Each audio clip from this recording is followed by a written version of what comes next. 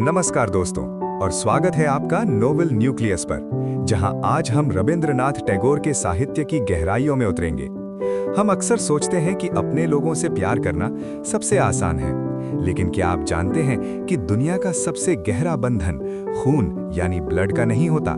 वो बंधन होता है संवेदना का, सम्मान का और समझ का।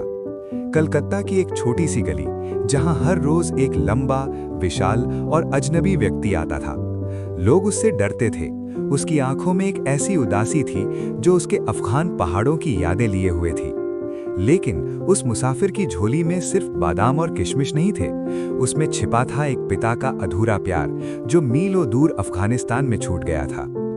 आज हम उस अनोखे रिश्ते की कहानी सुनेंगे, जिसने देश और धर्म की सीमाओं को तोड़ दिया और सिखाया कि हर पिता का दिल एक ही तरह धड़कता है।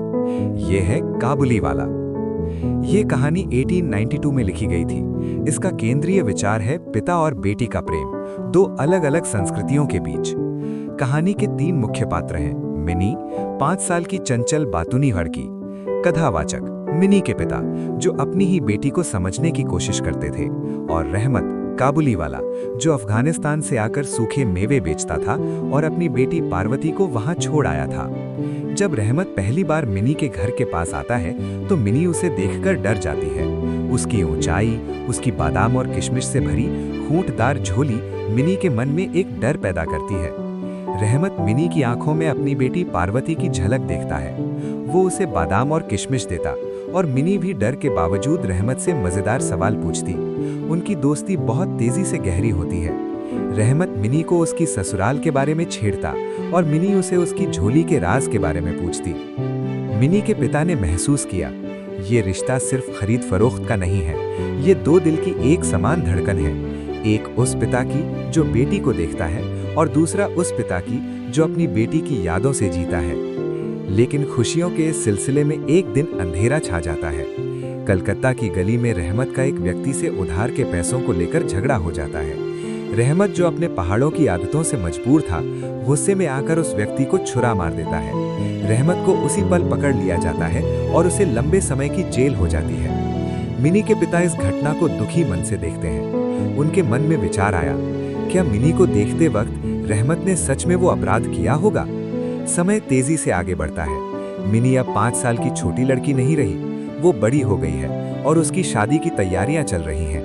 धीरे धीरे उसकी और काबुलीवाला की यादें धुंधली पड़ जाती हैं। मिनी की शादी का शुभ दिन। ठीक उसी दिन चुपके से एक पुराना थका हुआ रहमत दरवाजे पर आता है। लंबी जेल की सजा काटने के बाद वो आज आजाद हुआ है।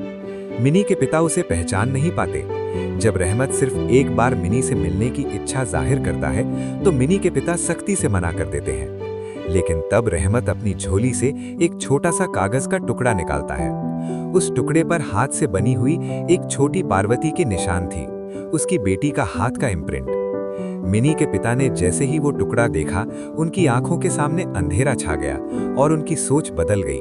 वो समझ गए कि रहमत उनकी तरह ही एक पिता है, जो अपनी बेटी से मीलों दूर होने पर भी उसकी यादों को अपनी झोली में रखता है।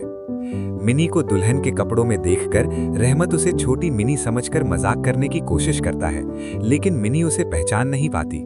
मिनी के पिता का दिल भर आता है। उन्हें एहसास होता है कि उनका डर कितना छोटा था इस विशाल प्रेम के सामने। मिनी के पिता तुरंत रहमत को कुछ पैसे देते हैं और कहते हैं, तुम अपनी बेटी के पास लौट जाओ, तुम्हारी खुशी ही मिनी के लिए सबसे बड़ा आशीर्वाद होगा। उनके लिए मिनी की शादी का खर्चा थोड़ा कम हो गया था, लेकिन उसकी जगह उन्हें मानवता का सबसे बड़ा आशीर्वाद मिला था। सो दोस्तों, Rabindranath Tagore's Kabuliwala makes one thing very clear to us. प्रेम और पिता का दर्द किसी देश या धर्म से बंधा हुआ नहीं है। ये कहानी है उस सच्चाई की कि दूरियां शरीर में हो सकती हैं, दिल में नहीं। अगर आपको ये स्टोरी टेलिंग स्टाइल समरी पसंद आई तो please like the video, subscribe to the novel nucleus channel और कमेंट में बताएं कौन सी कहानी आप अगले हफ्ते सुनना चाहते हैं। तब तक के लिए अपने रिश्तों की गहराई को पहचानो।